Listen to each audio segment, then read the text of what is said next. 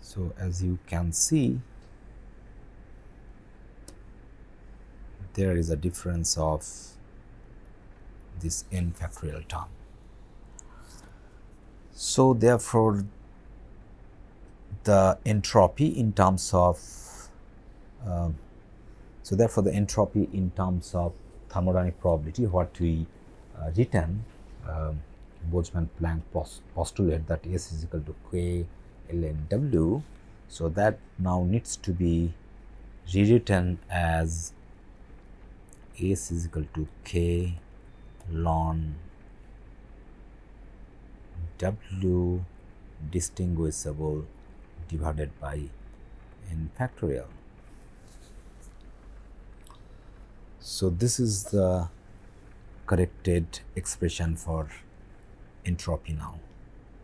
So, previously it was S is equal to K ln W or rather WD, but since we have seen that distinguishable particles are overcounted compared to the indistinguishable particles because of the n factorial term.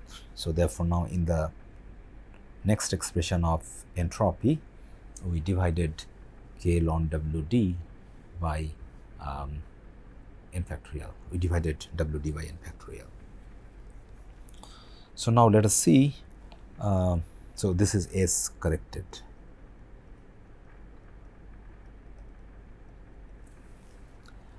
So, now let us see whether this corrected entropy is giving the right definition of extensive property for entropy, rather whether Gibbs paradox is now went off.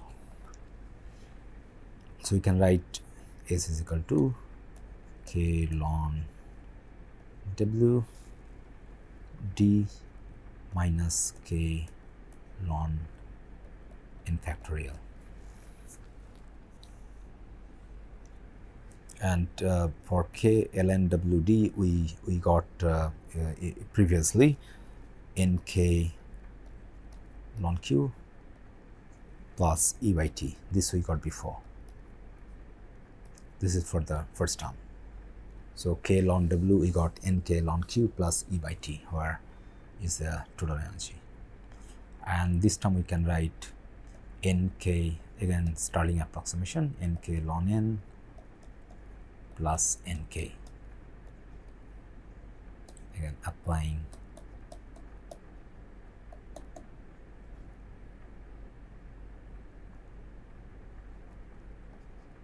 Stirling's approximation.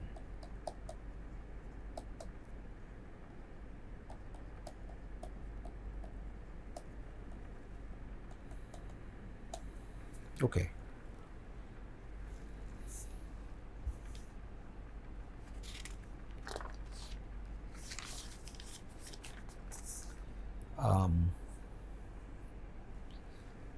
So, if we write them, so now I can put together term 1 and term 3, and this we can write as Nk ln Q by N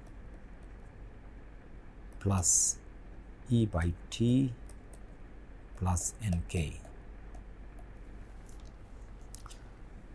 or Nk ln Q by N.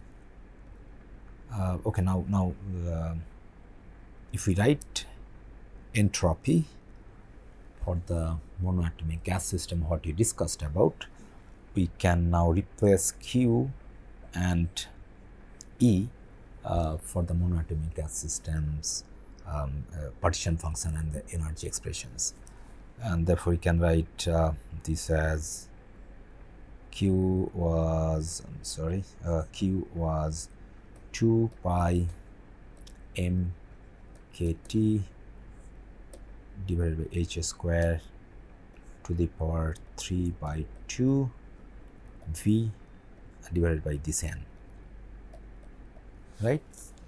So, Nk ln 2 pi m k T by h square 3 by 2 V n. So, this is for the monoatomic gas system what you considered.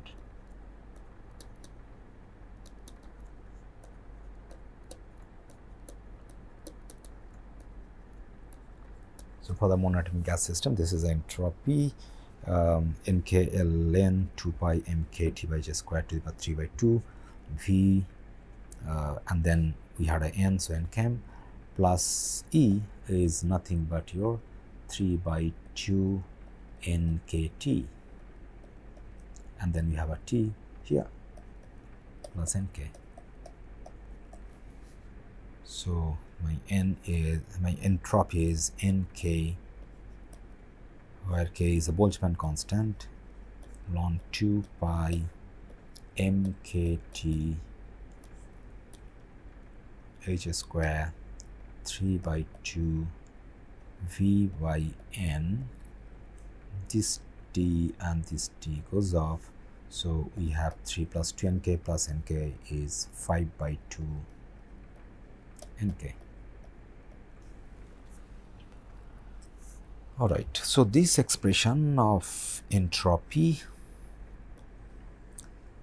is an experimentally verified corrected expression for entropy derived by Sackur and Tetrode, the famous scientist, and this expression of S is called the Sackur Tetrode equation. So which I am rewriting again because we'll be needing this again in the remaining discussion. So Sackur Tetrode expression for entropy was S is equal to nk ln 2 pi mkt divided by h square 3 by 2 v by n plus 5 by 2 nk. So this is the Sackur Tetrode equation. Now let's check whether this corrected entropic expression could get rid of the Gibbs paradox. So now basically what we have to check is whether entropy is now showing as an extensive property. So whether S is an extensive property, what we are doing? So we are increasing the volume to double to 2V, and we are increasing the number of particles n to 2n. So we are basically doubling of the volume and number of particles of the system, and therefore my new entropy S prime should become 2s, because S is an extensive property. Let's see whether we are getting that. So our S prime should be, now my n is 2n, I have everything same here.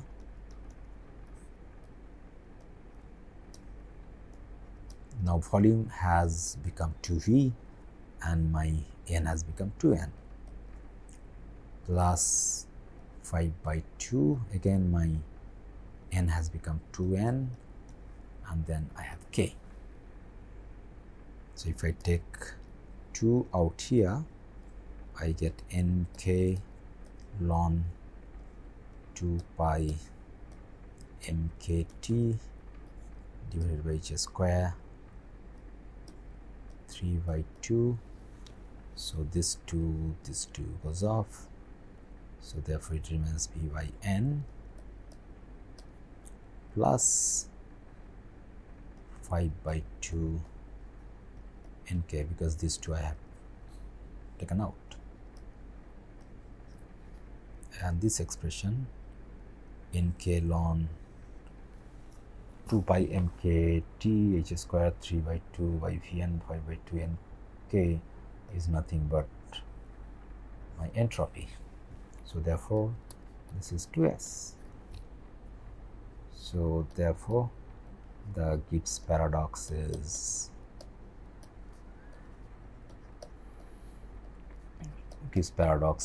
resolved.